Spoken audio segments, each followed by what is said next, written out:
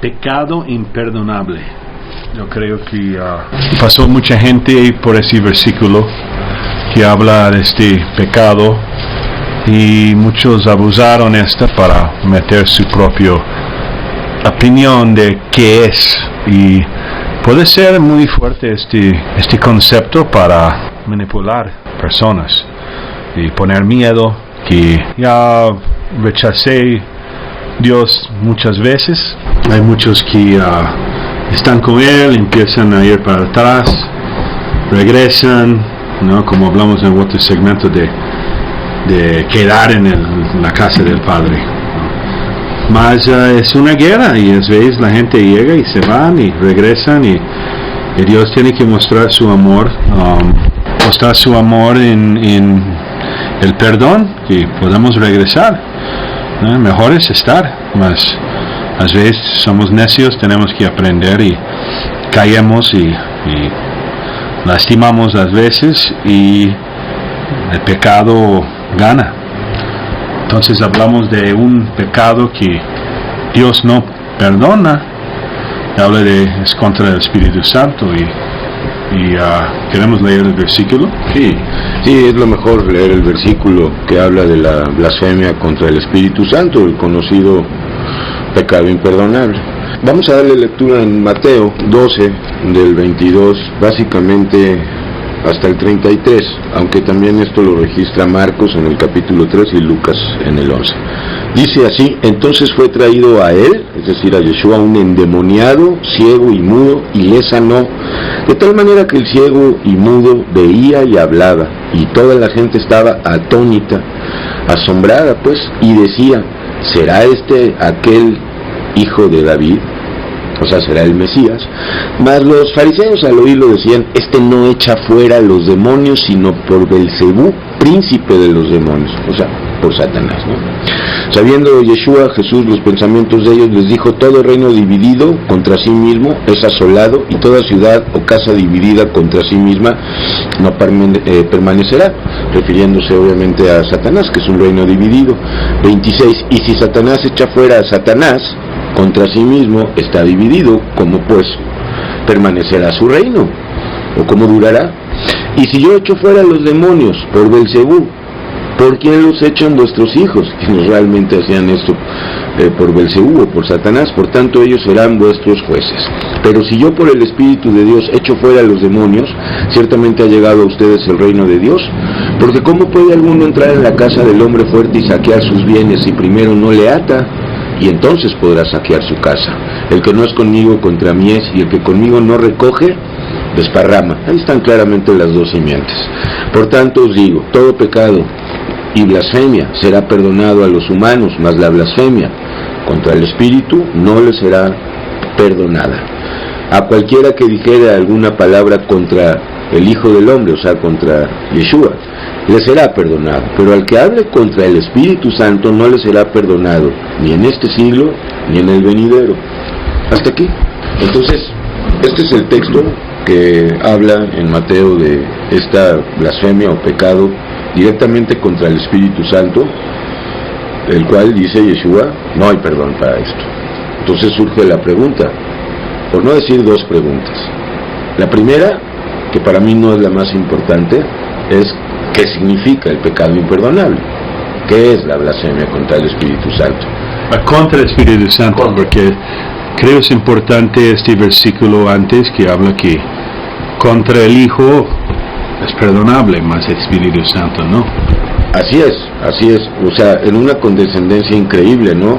Como diciendo, bueno, ustedes no creen en mí, pero si cuando yo mande el Espíritu Santo, ya no Dios hecho carne, sino el Espíritu Santo, porque es más creíble, es más verosímil creer en que Dios puede morar en el ser humano un Espíritu Santo, a Dios hecho carne, a Dios encarnado. Esto sobrepasa todo entendimiento.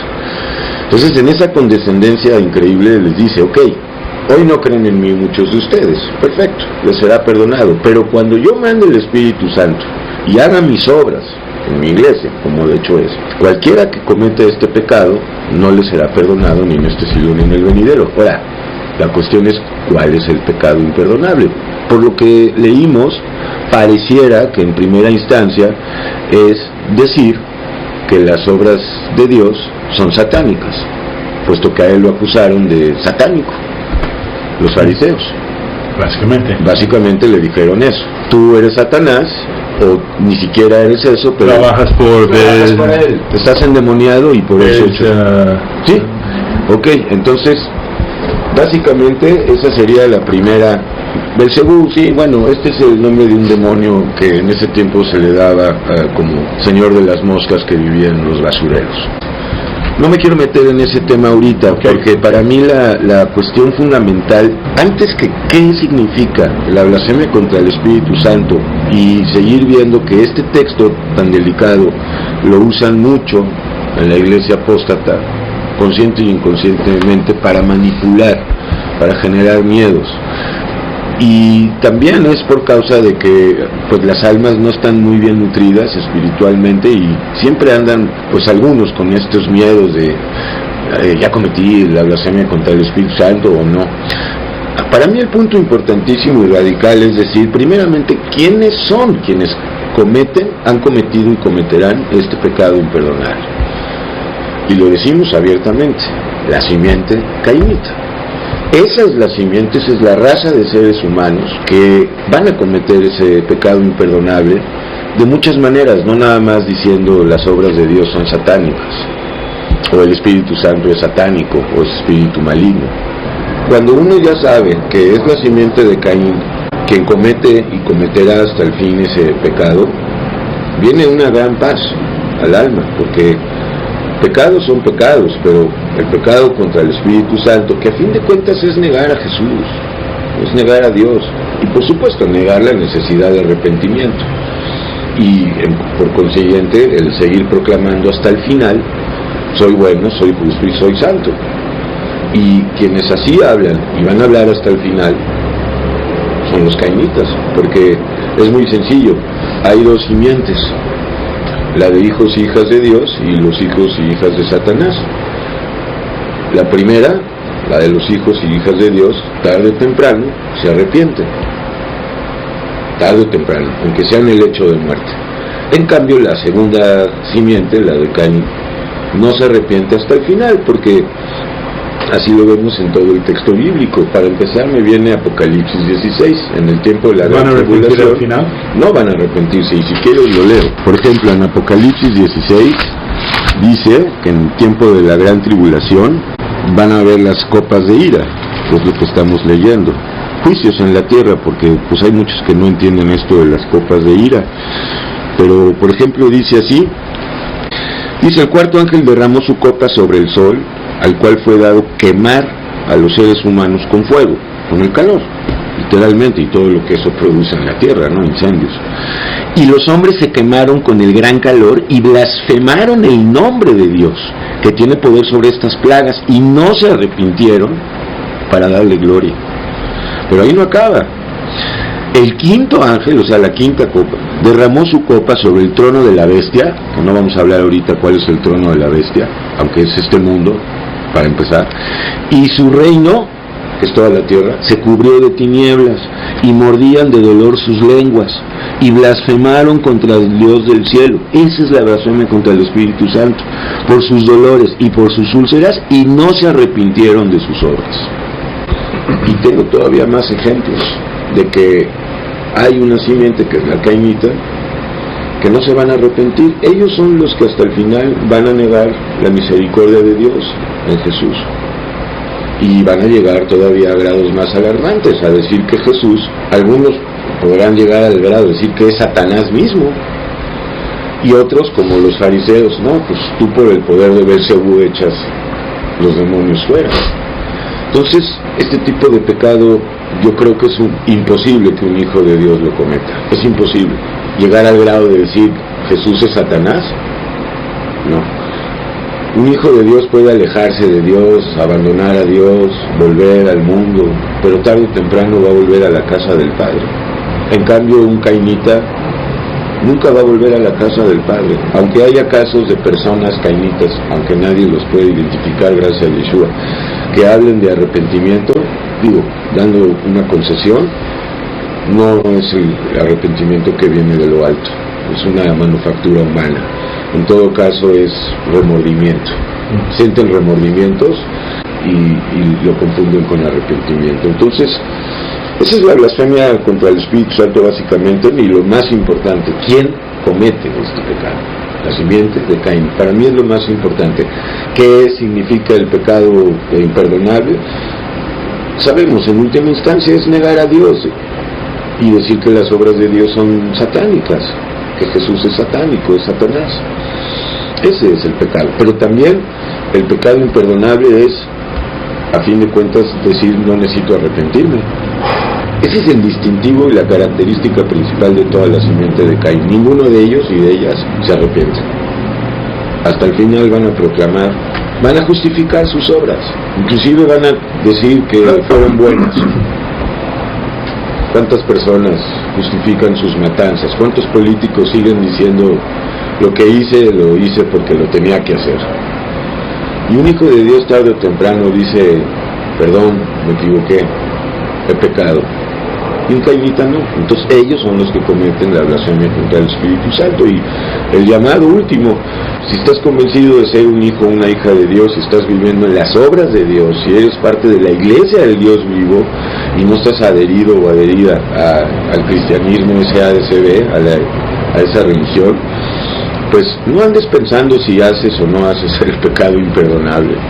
Recuerda que es la simiente de Caín, y tú y yo debemos permanecer tratando de agradar a Yeshua, viviendo en amor de perdón, viviendo en juicio contra la criatura vieja de cada uno, y compartiendo el pan para que otros lleguen a Yeshua y salven la vida y reciban vida nueva. También no hay poder, porque el reino de Dios es poder.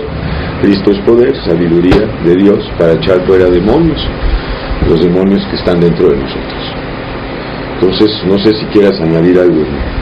Bueno, yo conozco un amigo que una vez me habló que fue ese basurero,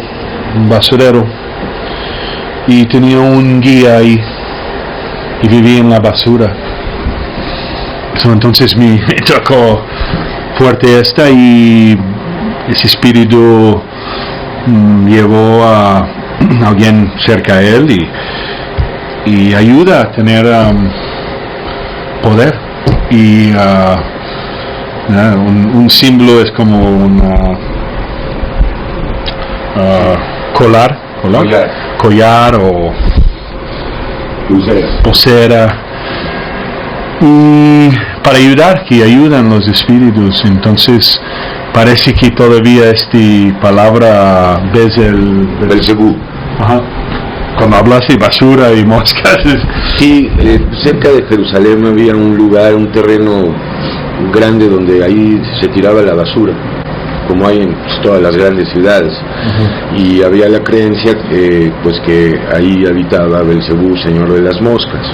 De ahí también viene la palabra Gehenna, porque ese basurero lo quemaban, asociándolo al lago de fuego y azufre. Uh-huh. Entonces, ya hicimos tú y yo una conversación sobre esto, se llama supuestos objetos de poder, aludiendo a estas cosas, objetos, collares, pulseras, dijes.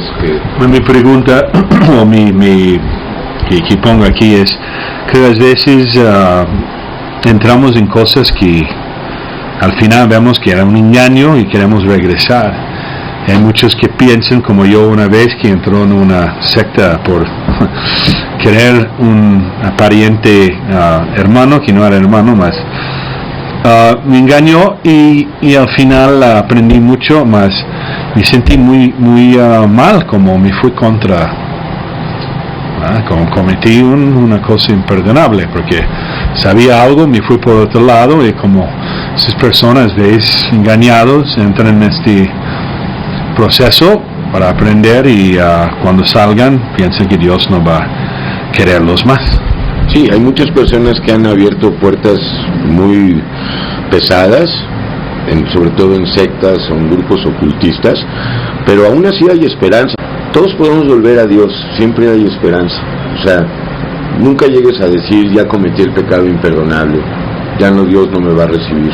Porque aunque hayas hecho algo muy muy indebido, por ejemplo estar adorando a Satanás en una secta o fuera de una secta, aún así hay perdón de pecados para el que lo cree. Pero sí, definitivamente lo más importante es dejar en claro que quienes cometen esta blasfemia son los cainitas. Y bueno, pues estamos dando muestras todos los días por gracia que no somos cainitas, porque pues los cainitas quieren la tierra, niegan a Dios, o sea, a Yeshua, no niegan a Dios, niegan a Yeshua, pero el que niega a Yeshua, niega a Dios, porque Él es Dios y punto. Y no es un dogma de fe, es una revelación. Entonces, si quieres volver a Dios, pues vuelve a Dios, punto. Y si no quieres, pues también. Aquí nadie obliga a nadie, Dios no obliga a nadie, ni mucho menos nosotros. ¿Quiénes somos?